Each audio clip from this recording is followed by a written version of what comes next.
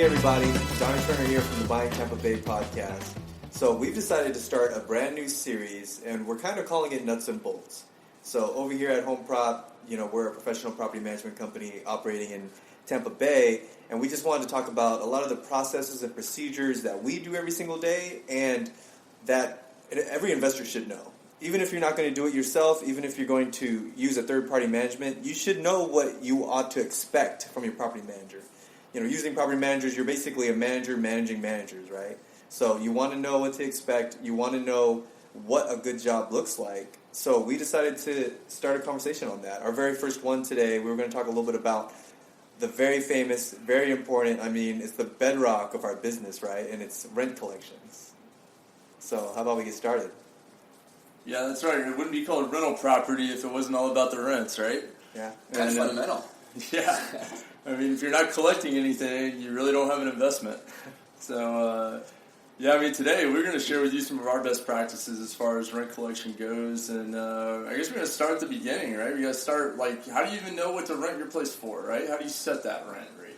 Yeah, realtors, of course, talk about this all the time, right? Comps. You've heard comps before. That's short for comparables.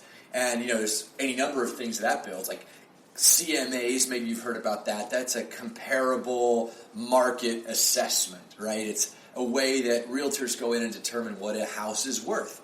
And that CMA approach is something that a lot of property managers do too to help understand or to help determine what a home should rent for, right? They look back at what other homes that are similar to yours or mine might have rented for in the recent past. Let's say yours is a 3-2, okay? 3-bed, 2-bath home with a 2-car garage and it's 1,800 square feet. I would look within a radius of where my home is located to see what other 3-bed, 2-bath homes with 2-car garages that are roughly 1,800 square feet are rented for. And if I can see some recent rental values that are similar to mine, that sets, at least to some degree, a benchmark or a comparable measure of the rental value of my home. It's kind of a backward-looking measure to see what I should rent my home for, but it's one such measure at least. Now, where you're faced with a little bit of challenge in that is if you're in a rapidly appreciating rental market like what we are right now, and you look back over the last 30 or 60 days for what homes have rented for, well, that's a backward-looking measure of value, and maybe you should be looking forward. So, when it comes to your rentals, Chase, how have you looked forward and, not gotten pulled backward by these aging or historic CMAs? Yeah, so it's kind of interesting because, for years, people have said, well, where do I even go to see what a comp is for rental, right? MLS has historically not been the best place to go because realtors don't want to waste their time putting rentals into MLS, and even when they list them in MLS, they don't go back and tell you what they actually rented for. So we had Zillow come on the scene, right? Zillow started giving us rent estimates. Those have been, improving over time and now have become a pretty decent, predictor of what a property should rent for. You got some other websites out there like Rentometer that can give you some good local data on. You got to kind of know, well, am I in an increasing market or a decreasing market, right? Am I in a neighborhood that's got a glut of supply of rentals? Who am I competing against? How does my house stack up to some of these other ones that are on the market? There's still a lot of factors that go into that, similar to what would go into a home appraisal of value.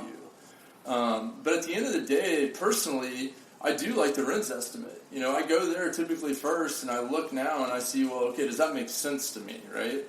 I think right now in Tampa Bay, homes are renting on average for around $1.80 a square foot, somewhere in that ballpark. And it depends. Right now, we got a very short supply. So, can you push the market a little bit? Can you go above that rent estimate?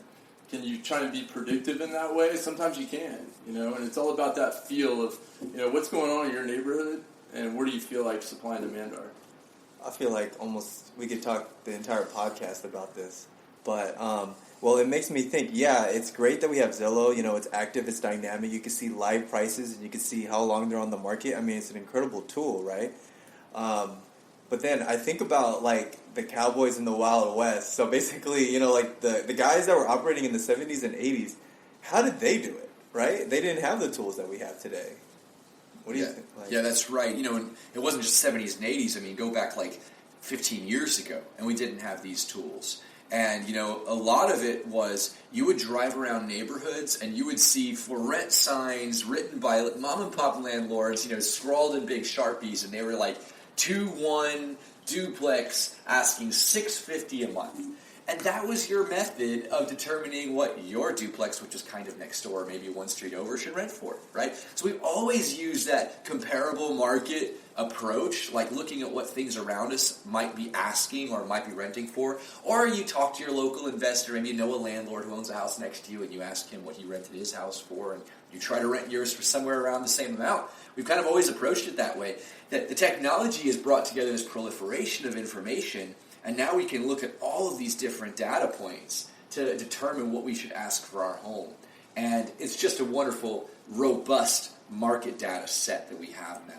And you're right, rent zestimates have become wonderful because what we see in rent zestimates is not just realtors listing rentals, but we see all the institutional rent rates hitting that market. Zillow has become an aggregator of rental data, and so pretty much if you're listing a property on apartments.com or in MLS or you're a private landlord, it all goes in there, and then you have like more data than ever to give you an indication of what you should rent your home for. But it's really a wonderful age that we live in. Yeah, and one aside to that is the impact that these institutions have had over the past almost 10 years now since they started buying homes, and how they underwrite rents and how they push the market. Because, like Peter was mentioning, mom and pop investors for years, we relied on snipe signs on the side of the road, $650 a month for a 2-1 duplex, right? Well, an institution came in one day and bought that duplex and decided, no, that rent should be $850 because we've underwritten it that way. Sure. We think the demographics can support that. We've paid a price for it that demands it be $850. And they put it for $850 and someone rented it. Sure. And what that did for the mom and pops was say, oh, well, hey, if they can get $850, I can get $850. And now that became $850. And so when we look today and people, are up in arms about the quick rise in rent rates that has occurred since COVID and why that's happened and what's gone on to kind of push rents up to where they are, many factors. But from a mom and pop investor standpoint, you can thank the institutions for bringing the market up to probably where it should be. It's allowed investors to pay more money for houses as the prices have risen because they can rent them for higher prices. And I think overall, you got one group of people that's going to call that greed. You got another group of people that call that capital markets and supply and demand. And that's really what's going on there. It's not landlords out there trying to be greedy and jack rent up on people. It's that the market demands it. Yeah, that's such an important point because especially right now when institutional investors are interviewed, they'll comment on how they only control this tiny portion of the housing market. 5%, right? Yeah, and that's true, right? They only own that portion of the housing market. But they've made such a big splash lately, and they've brought such great data to the market that mom and pops have been able to follow their processes. Mm-hmm. And they have been hugely influential in driving rent prices higher. And so now all their data is in the books. We know what they're able to rent for. And interestingly, also they own apartments, right? So they know what apartments are renting for. And now mom and pop data, and they're pushing that data right into their single family rentals or their duplex rentals. And that influence is causing all those rent prices to come up. And it's having this wonderful raising ship effect on landlords' portfolios. And not so wonderfully, but this is the outcome of this, it's causing renters to pay a whole lot more for that rent. Yeah. Well, I was in a conversation with a guy recently, and he said very plainly, he was like, it's horrible what they're doing to those people out there. And I was just thinking of that. I was just like, well, I'm not going to go into a debate with this guy, but it's a very simple way to talk about it. But just like I think you said, it's a lot more complex than that. I mean, thinking about Zillow, right? Just how efficient it's become. I could look at all the rents, in my market, and I'm obviously going to choose the cheapest one, comparatively. So that is going to make all the prices balance, right? And then we talk about migration, how many people and how much demand is moving into the place. I mean, frankly, Tampa Bay, it's a beautiful place. You're 30 minutes away from the beach. we got restaurants, all this stuff, and so more and more people are coming to move here, and also affordability is relative, right? To a lot of people that are here in the market right now, it's losing affordability, but to a lot of people moving in, it's incredibly affordable, and it's remaining that way. Yeah. Right? Well, and that's why setting the rent price appropriately is very important, because this podcast is about collecting rent. Mm-hmm. And you want to be able to collect the rent, and you want to make sure that the people that you choose to put in the property can't afford to pay the rent. Sure. And so there is a fine line there between pushing the market to the highest possible number and renting to a good, solid, dependable tenant that's always going to pay the rent. And so should you take a 3 to 5% haircut on top of the market to get the right person? Maybe you should sometimes, and that's something you should consider, because at the end of the day, when someone's going to move in, you're asking them on most occasions, and what we found to be a best practice at this point is first month, last month, and security deposit. So that's basically whatever the monthly rent is times 3. Mm-hmm. You know, so if it's a $2,500 a month rental, it's going to be $7,500 the tenants are going to need to come up with and move in. That's a lot of money for most people. You know, yeah. I mean, it's expected now. I mean, it's industry standard practice. But you know, you got to think about what you're going to be asking, and can the people fulfill the ask? And not just a move-in, but every month, right? So maybe someone's flush with cash because they've got a stimmy check, or they've sold their home, or something else has happened. They've got a tax refund. Yeah. So they've got the money now to pay first, last month's, and security deposit. And oh, by the way, they also have to pay a security deposit on their utility fees. That's electric and water. And they've got to relocate. And that costs more than just, you know, pizza for your movers, right? That's like, sometimes it's real money to move, right? So these people are coming out of pocket with a lot of money. So maybe they've got the cash to do that. But now on a reoccurring basis, do they have the source of income for them to be a solvent and stable renter for the long term? So ask as high as you want, but you must keep that in mind, right? And you're not going to want to just keep that rent consistent forever. You're going to want to raise it each year if you're a landlord. So if you're already tippy top of the market, and you want to raise it 3 or 4% next year, but you're not in a market where incomes are growing at a sustainable rate to afford that kind of price increase, sure, then that's going to create some dilemmas for you long term. So lots to consider here. And I know it's tempting to say let's get as much as we possibly can for our rent price, but we have to be somewhat prophets here to understand where things are going too, so we don't put ourselves in a place where tenants can't sustain their rent long term. Yeah. That makes a lot of sense. Yeah, that's right. So, you know, with that kind of as a background on market rent and how we set rent, now, you know, rubber meets the road, right? Now it's time to collect the money, right? So we mentioned just a minute ago about collecting first, last, and security deposit up front. All right, so how have we done with that? That's been a little bit of a transition, because 3 or 4 years ago, we were just collecting first month and security. Lately, we've gone to getting first, last, and security. I know this is kind of all over the board across the market as to what mom and pop landlords feel comfortable with. Right. Yeah, there's some properties, depending on the demographic you're appealing to, where you're going to really stretch them to get that much. And so maybe at the lower income segment, you're still in the place where you have to only collect first month's rent and a security deposit, somewhat equivalent to your first month's rent. So it's like 2x rent that you can collect. And that is still fairly common at the low-end segment, but it's becoming less common as the market in general moves to this 3x multiplier that Chase mentioned earlier. Mm-hmm. But just, you can't have a hard and fast rule that you're unyielding at if you've got a diverse portfolio of assets. Keep that in mind as you go to market. We'll be back after a quick break. You hear a lot about supply chains these days, because if the past couple years have taught us anything, it's that an efficient, well-managed supply chain is absolutely critical to keeping businesses successful and consumers happy. I'm Will Haywood, and I host a podcast called All Business, No Boundaries, where we talk about supply chains, how they work, what happens when they don't, and the innovations that are redefining what's possible in the world of logistics. Listen and subscribe wherever you get your podcasts.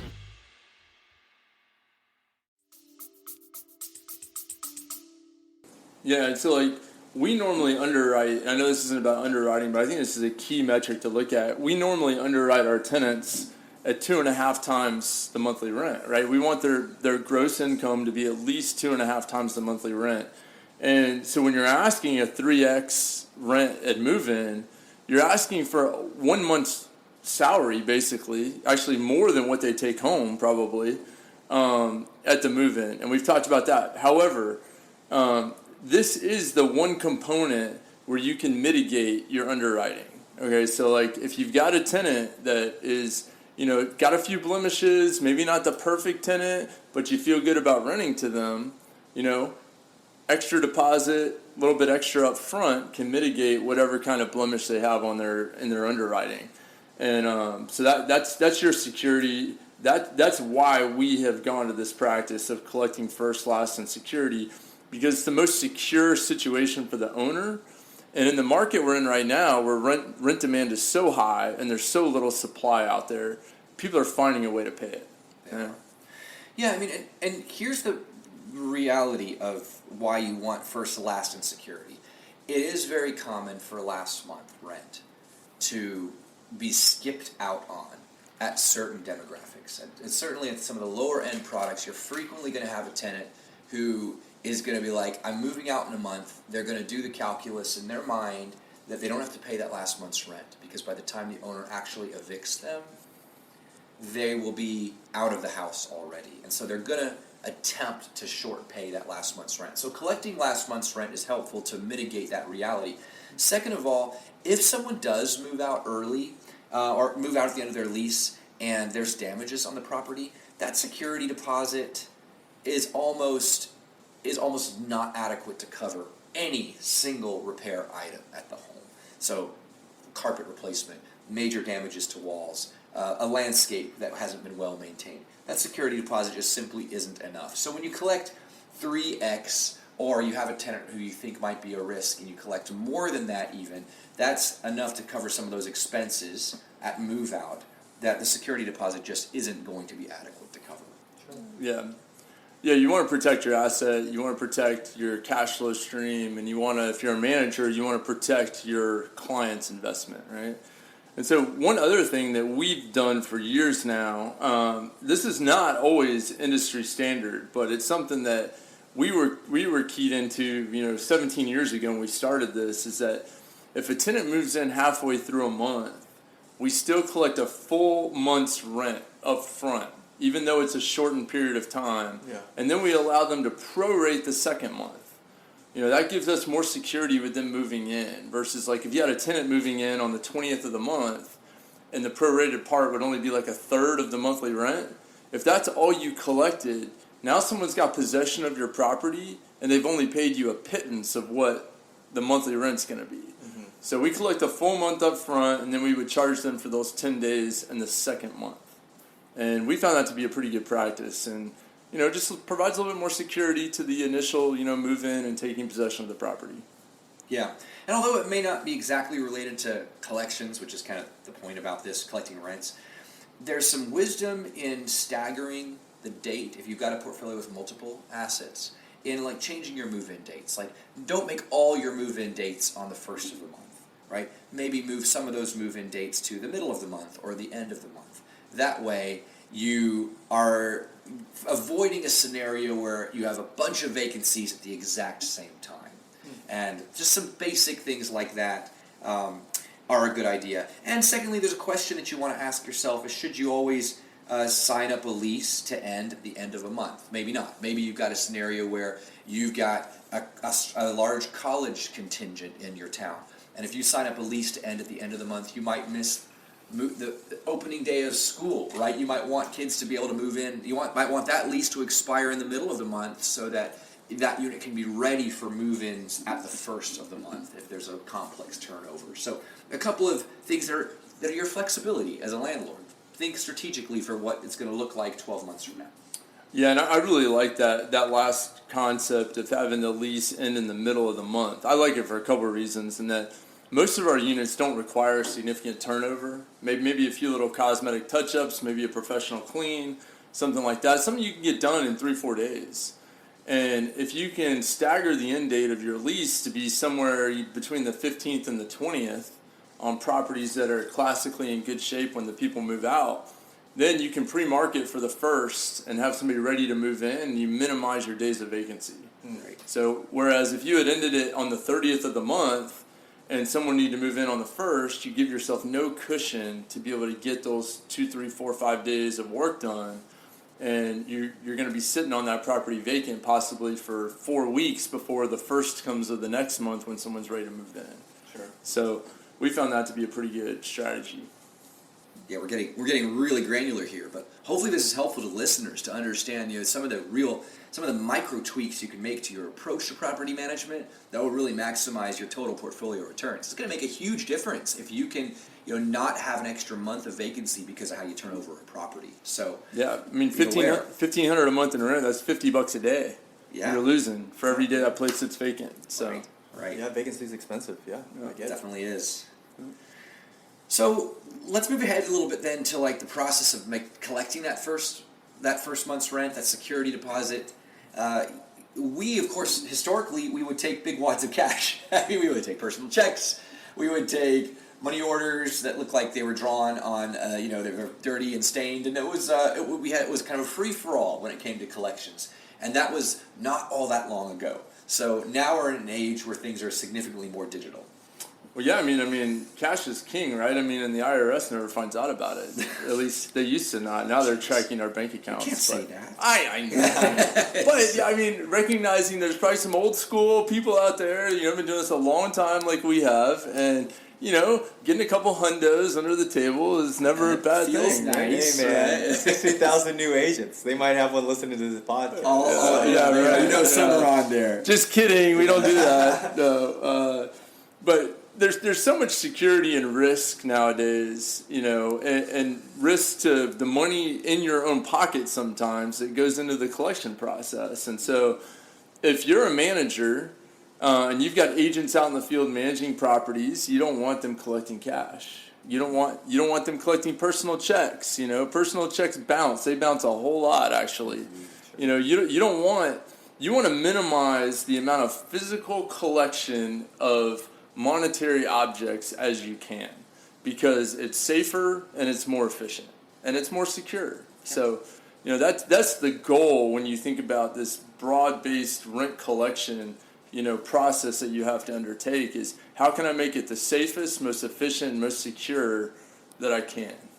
Yeah, I mean, we used to have an entire accounts receivable team whose primary job was to sit opening rent envelopes, scanning and depositing checks into our system, and then making runs to bank accounts to physically deposit the checks just to kind of do rents. And that had to happen at the beginning of the month. I mean, look at the cost that was. Look at the opportunity for error in data entry, for misplacing something, let alone anything malfeasant like someone actually sticking one of those hundos in their pockets, any number of those things could have and probably did happen.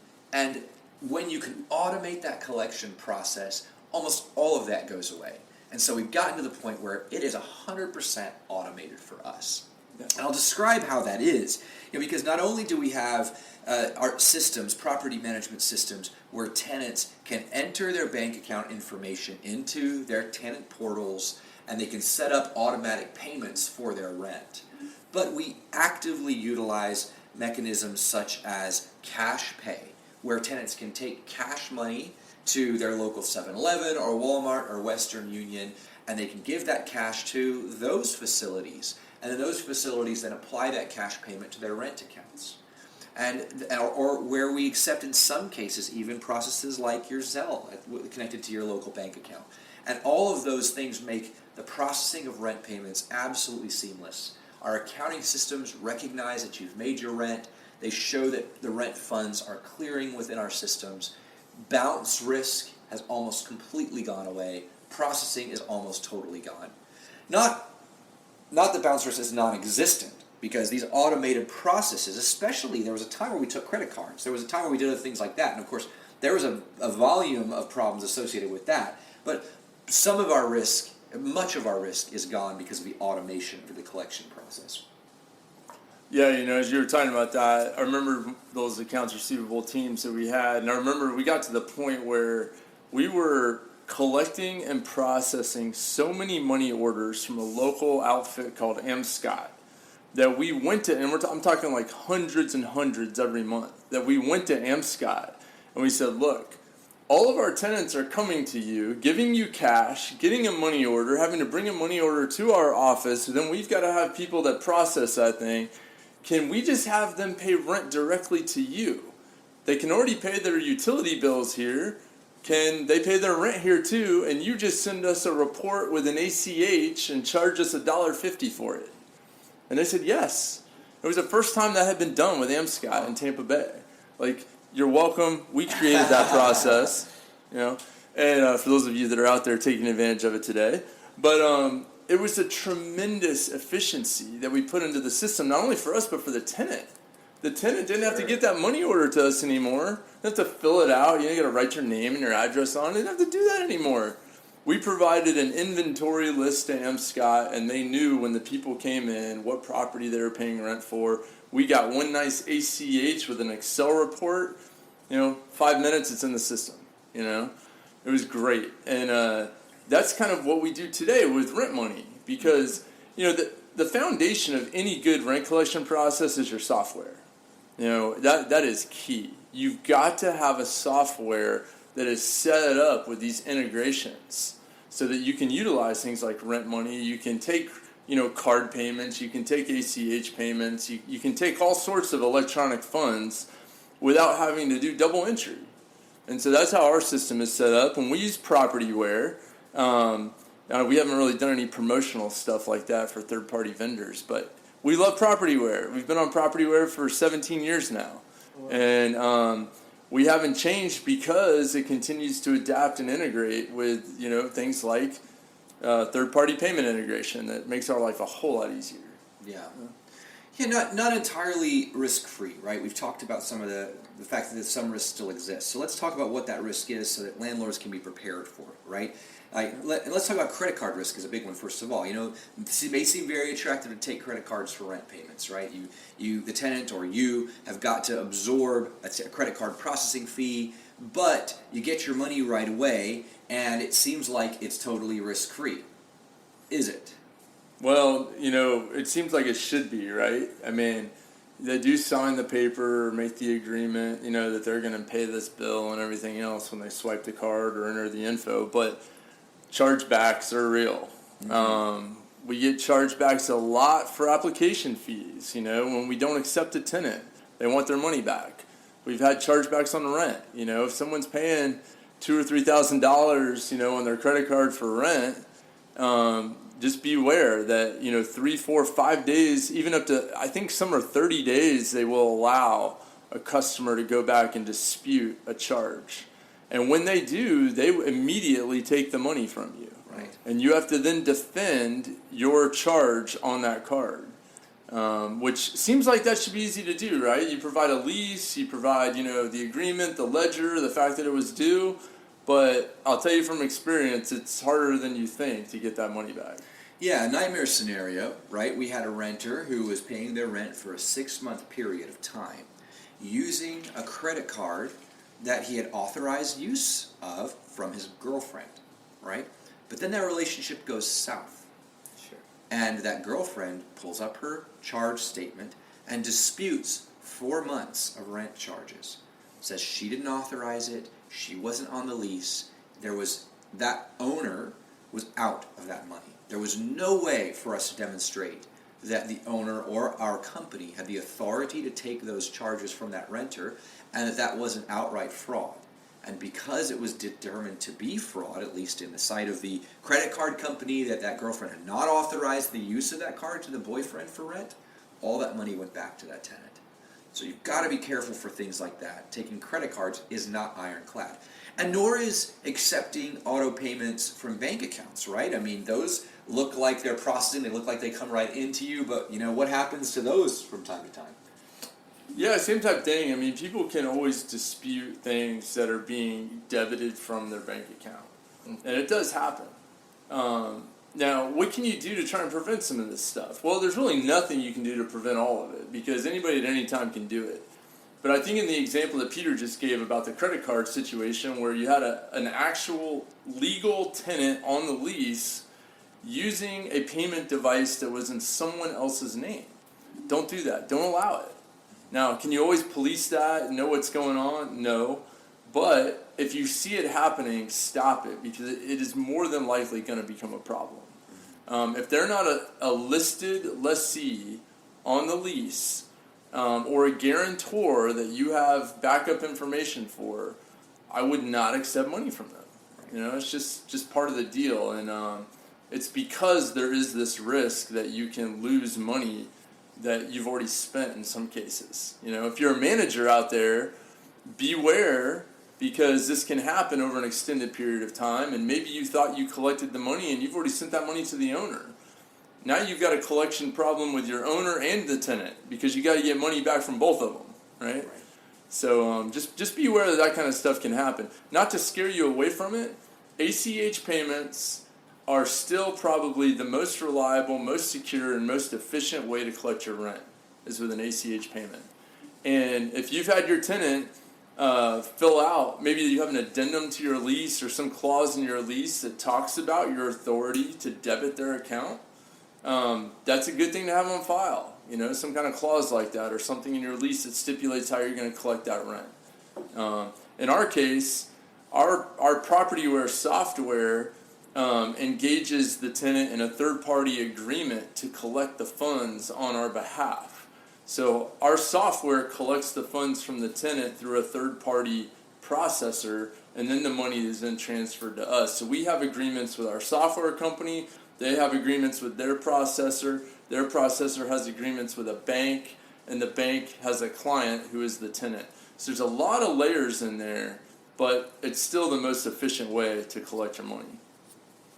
That's right. Your money collection, hopefully, is going to just click on. Every month, that money is flowing in.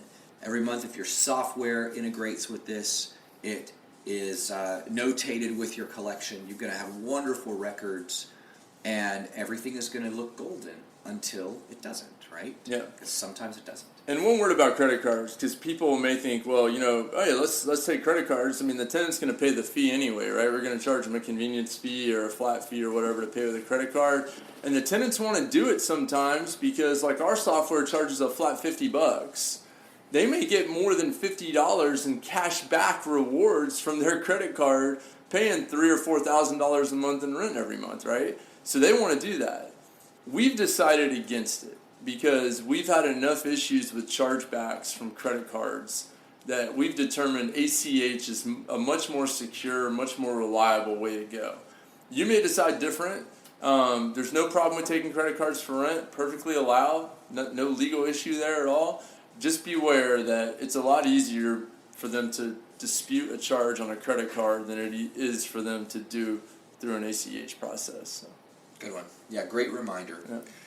So rent is disputed, rent is delinquent, rent is late, right? That does still happen a good deal. It's not an incredibly frequent thing for us that we have a true delinquency. That is a renter who is late and then doesn't pay their rent fairly quickly to get caught up and pay their late fees. We have a late fee policy in our company. It's fairly aggressive because we want to deter the action of paying rent late. And most property management companies have that too. But, of course, some tenants just have that reality. They don't have cash flow at the beginning of the month like they're hoping to, and so they've got to pay rent, and they willingly pay those late fees, and they true up their account, right? So we're not even going to really spend much time talking about that, because it's very frequent that the third of the month rolls around.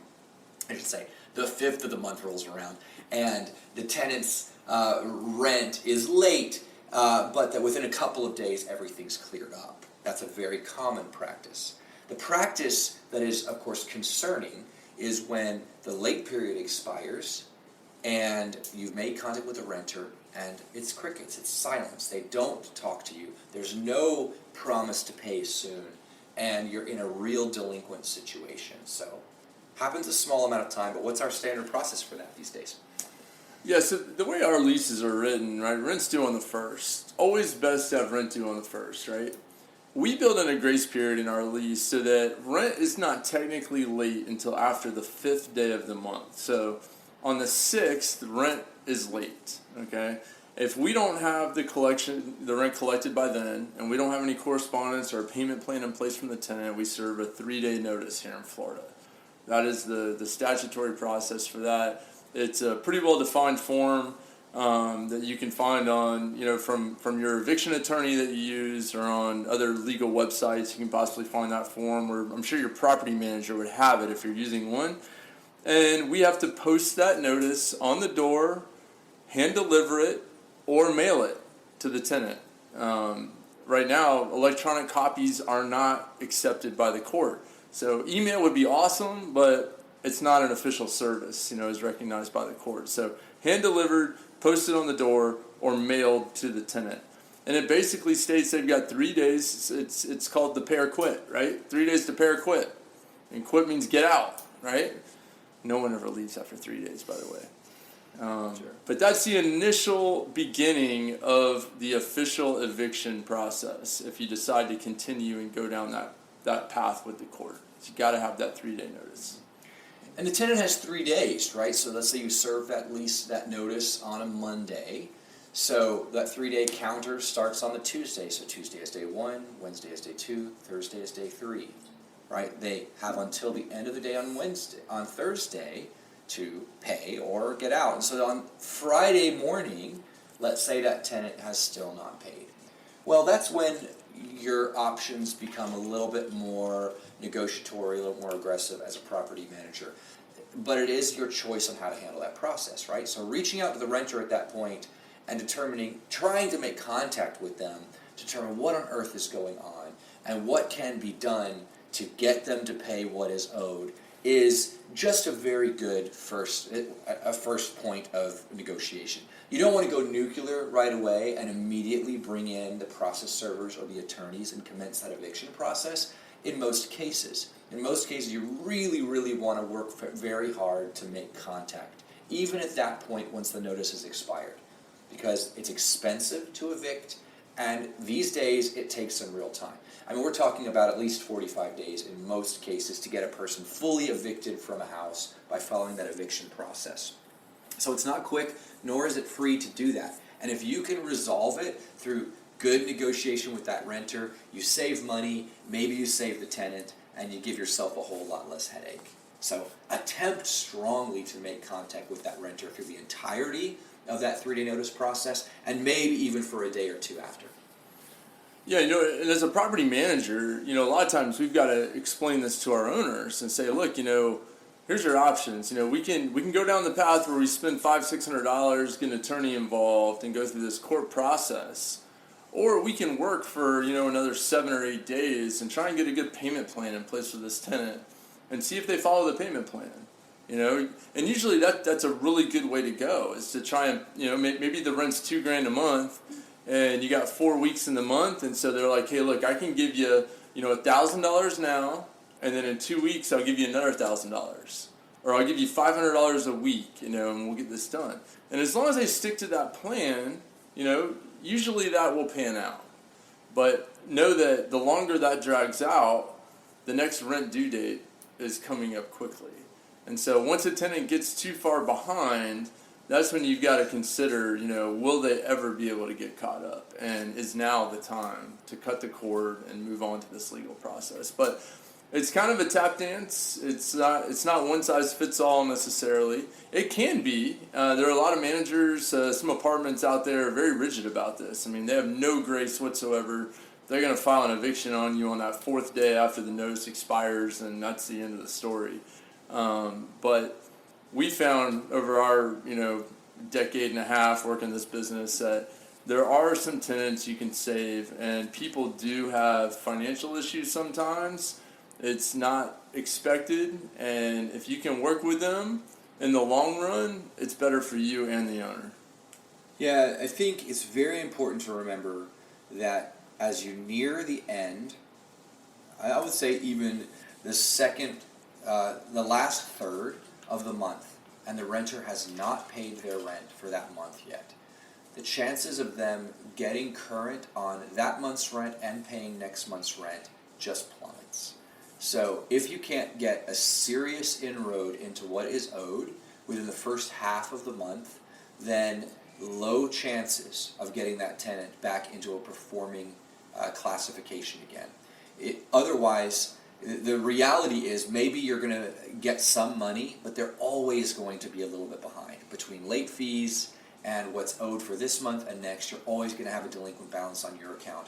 And as a landlord, you've got to decide if it's something you want to live with. We do that in some cases, for some properties and renters, where we might determine that re-renting that home is hard to do. And so we keep what's in there because we've got a challenging property to rent. But most often, that's not a good idea. It just creates a bunch of work for your future, and you may as well just bite the bullet, do the hard thing, and evict the renter. Don't let it get more than 1 month behind. Otherwise, you're going to have a very long-term problem on your hands. Yeah, and so, one thing you can do to mitigate your risk in that, and when you're trying to work with a tenant, is to do a stipulation with the court. And so there is a process by which you can start this eviction process with an attorney or a process server, but instead of moving all the way forward to, final, writ of possession, you can do a payment stipulation plan with the court. And what that allows you to do is to outline what your payment plan agreement is with the tenant in front of the court, so that if that payment plan is violated, you can expeditiously move right to possession of the property. And so sometimes that's a good way to go, because the payment plan then is kind of codified with the court, and it expedites your ability to get them out if they don't fulfill their end of the bargain. That's right. And it's a cheaper process sometimes than just going full boat into eviction, right away. So Right. So eviction is a multi-step process, right? After you've served that 3-day notice, you can then pass that violated 3-day notice and the lease off to counsel or to a company that processes evictions for you, and they will handle the process of filing the summons with the courts, going through the lawsuit process, getting the writ of possession, which is the court's authority for you to take back the property, and of course processing the sheriff, who's going to come out at the end of that statutory time to ensure that the property is returned to you smoothly. There's lots of services that do that, and that process is going to cost, if you go through that entire process, up to about $600, $650 these days. So it's not free. But there are things you can do to mitigate that. And one of them that we've done effectively is when you use a process server. That's a very official-looking person who's an agent of the courts, usually, to actually serve that 3-day notice. They can engage that renter in a very serious conversation at the point of service. And it always looks more official to have a process server show up at your door, require a signature from you. That person's dressed in official-looking garb, and you take them seriously when that person shows up at your property to tell you need to pay your rent. Sometimes paying for that process server to serve that 3-day notice can actually help get that tenant into a repayment classification quicker. But our experience is that once that 3-day notice is started and you hand that documentation over to counsel, it's going through to eviction. You can pretty much count on the fact that it's going to be another 30 or so days. You're going to have to go through that entire process, and you're going to have to forcibly remove that tenant from the property. Forcibly as in legally remove them from the property. And you won't get it back until the point that the sheriff helps show up at that property to help you rekey it. So you need to expect that reality to take place. And this is just an unfortunate reality of the system. Many people who enter an eviction process, this is not their first rodeo. They know exactly how long they have before the sheriff shows up at their property to kick them out. They're conspicuously and diligently working now to save money for a new security deposit and a new first month's rent, so they can make a brand new lease at the time that they're officially removed from the property. So you're not going to successfully get them out prior to the date that sheriff shows up. So just manage your expectations accordingly if you're a landlord in that situation. Yeah, never a fun thing, right? I think this is probably the thing that landlords fear the most, right? Like having to deal with evicting a tenant, right? It's probably up there, top 2 or 3 things that landlords fear, or people that want to be landlords fear, and it prevents them from becoming a landlord. But historically, we've been at this quite a while now, and I'd say throughout the course of our career of managing thousands and thousands of homes, we've had to only officially evict through the courts, 20 or so people probably, out of thousands and thousands of units that we've managed. It does not happen very often. And there are several reasons for that. people not paying rent happens all the time. But most of the time, you're able to expeditiously get them out of the property or work things out with them without having to go through this full-blown, possession process, which is fortunate for them and for us. But we always are dealing with, on a recurring monthly basis, tenants that pay part of their rent, right? And that's even more of a challenge sometimes, because tenants may pay 70-80% of their rent, but they're leaving that $150, $200 every month. They just can't seem to get all the way there, right? And so they're building up a balance, And dealing with those is sometimes even more difficult than dealing with someone that just refuses to pay their rent at all, and how you manage that. But at the end of the day, I think the important thing to take away from this pod is, cash flow is why we invest in properties. It's not necessarily charity. It shouldn't be necessarily. Definitely not. Definitely not. And so even though you may have a soft spot in your heart for the plight of a tenant, we've heard a lot of sob stories. And, sometimes they're real, sometimes they aren't. And at the end of the day, the tenant needs to understand this is a business. This is not personal.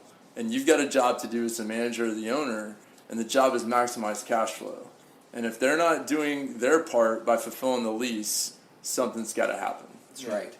And sometimes the maximization of cash flow, like Chase mentioned, is the fact that you're collecting 95% of the rent, and you are choosing not to evict. Because if you go through that eviction process, maybe you've got a big turnover that you're going to have to do. Maybe you've got a home that's hard to rent on the back end, right? You've got a bunch of different reasons why evicting that person or getting them out of the property would not be optimal for cash flow. So you deal with that small delinquent balance. At some point, you make a decision. That small delinquent balance has compounded. It's a large amount of money now. So you're gonna either take it from their security deposit at the end of their lease, or you're going to make a decision in the future to say enough is enough, and now we move to evict. You can do that at any time as a landlord. But to have a hard and fast policy of, tenant, you're $5 delinquent on your rent this month, you're going to eviction, is not necessarily what's optimal for your investment portfolio. It might de-stress you as an individual to know that you're not going to make any exceptions, but I'm not sure that's always the best business practice. Yeah. Property management is an art most of the time, not necessarily a science. That's exactly right. And it's something you learn over years of experience. It's nothing they're going to teach you in a book or at a seminar. It's this art that you acquire. This taste for property management over time. Yeah. Here's what's not helpful. You're a landlord. Don't get personally agitated about this reality. The questions we get from landlords all the time: how could you let this tenant fall $5 behind, or this amount of money behind it? Make them pay, and make them get out. The 3-day notice is done. Well, we can't make someone pay. You can't make someone get out just because a 33-day notice has expired, right? You've got to go through a process and a system to get that to happen. So do yourself a favor, do your manager, do your wife a favor, right? Don't get so emotionally tied up in knots about this process that you start just getting really intense, right? Realize that we're dealing with people here. You can't make people do a whole lot. You can just follow the processes and systems that are in place. What's that famous saying from the movie, right? You messing with my money, you messing with my emotions. I forget what movie that came from, but it was a good one, right? Which it was probably a great movie. I've never heard of it. Maybe it was Friday. Yeah, I think it may have been Friday. I'm not advocating for that movie, by the way, but it was hilarious. That's exactly right. But it is, right? Yeah. Money and emotions, they go hand in hand, right? Yeah. So, hey, all you landlords out there, there's this thing called liquidity, and you need to maintain it, because you can't be running a rental property paycheck to paycheck. It just ain't going to happen. And your paycheck being the rent, sometimes the rent ain't going to get paid, and you still got to pay the mortgage. So stay liquid, have reserves, because you can never predict what a tenant will do. You can underwrite a tenant till the cows come home, and tragedies happen in people's lives. That's just the bottom line. Life is unpredictable, and your rent can also get unpredictable. So just remember that. Yeah. Well, wrap it up, I guess, with this rent life cycle with talking about last month's rent and security deposit disposition. Okay, so you've hopefully collected last month's rent, and so the tenant reaches their last month. They notify you that they're moving out. They may not actually submit funds to you now because you're already holding their last month's rent in your escrow account, right? You'll then apply that to the tenant's charges, and you can recognize that as income. You are not allowed to spend advance rent as a landlord. That's considered trust money that you're holding in trust for somebody. So if you're using a property manager, they're not going to send you that money. They're going to hold it in their trust accounts, and they're going to apply it to last month's rent charges. So just keep that in mind, all right? And then you'll receive that funds at last month's rent, and that will be what the tenant has prepaid, essentially. At the end of the month, they'll move out of the property, and then you'll have the chance to go in and check and see how they've done for you. Have they damaged stuff? Are their carpets stained? Are there holes in drywall? You have a short period of time to assess that property. Statutorily, you have 30 days to go into the property and determine the full extent of what repairs might be necessary and to issue notice to the renter that you're going to hold their security deposit or charge them a portion of their security deposit for the damages that they have done, right? If, on the other hand, you walk into their property and it's in perfect condition, it's in the same condition as it was when you rented to them, you must return their security deposit within 15 days of move out. So got to get that right back to them. You have a little more time if there's damages, right? What damages are included? It can't be ordinary wear and tear. A tenant lives in a home for 4 years and there's some smudge stains on the wall or that carpet is stained.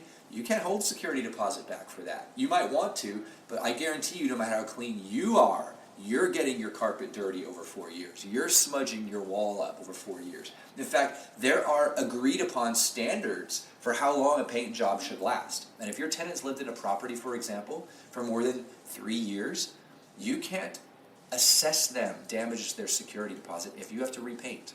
3 years is considered an appropriate term of life for a paint job.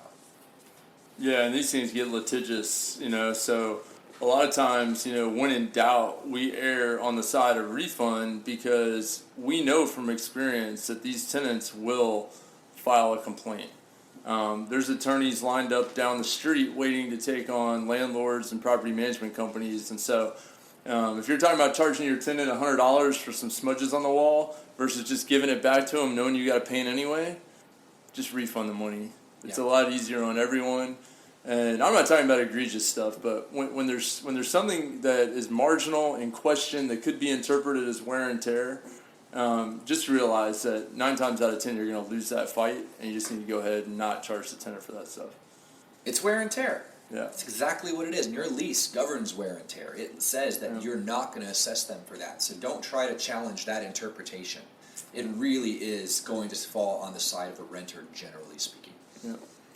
Yep, that's right. And if you underwrite tenants well, and they've got good rental histories and good references, 9 times out of 10 you're not going to have a lot of damage to the property, and that's the goal. The goal is that you do a deep clean, maybe touch up some spots on the wall, caulk a couple nail holes here and there, and you're ready for your next tenant. That's it. Yep. I will say this: if your tenant's been delinquent, they've been late, they have late fees when they move out, we assess all of those against the security deposit. Sometimes you don't collect your late fee until they move out of the property. Or a couple $100s of late rents, or whatever it might be. Maybe they've got a fine from an HOA because they didn't do something, and they've never paid that on their rent. That will come out of their security deposit. So that you can take and should take, because that's when you get that money that was rightfully yours all that time. So that's the life cycle, right? That's all about collecting rents. That's how the cash comes in and how the cash goes out. That's for sure. So I like it. Yeah. Thanks for tuning in, and look forward to next week addressing another episode of Property Management Fundamentals. There you go. Hey there, it's Peter Murphy with Buying Tampa Bay. Are you an investor who has ever wanted to own real estate in Tampa Bay? Or do you currently have real estate and want to grow your portfolio, add a few new investment properties? Or maybe you just need some awesome property management to de-stress your life? Well, here's what I've found. HomeProp is hands down the best real estate investment brokerage in Tampa Bay. And they can help you build wealth in real estate, which is right in line with our podcast mission to build wealth in real estate. And not just wealth as in dollars and cents, but in the quality of your life, the quality of your community, and just enriching what exists around you. So you want to learn more? Click on the link to HomeProp in the podcast description and give them a shot.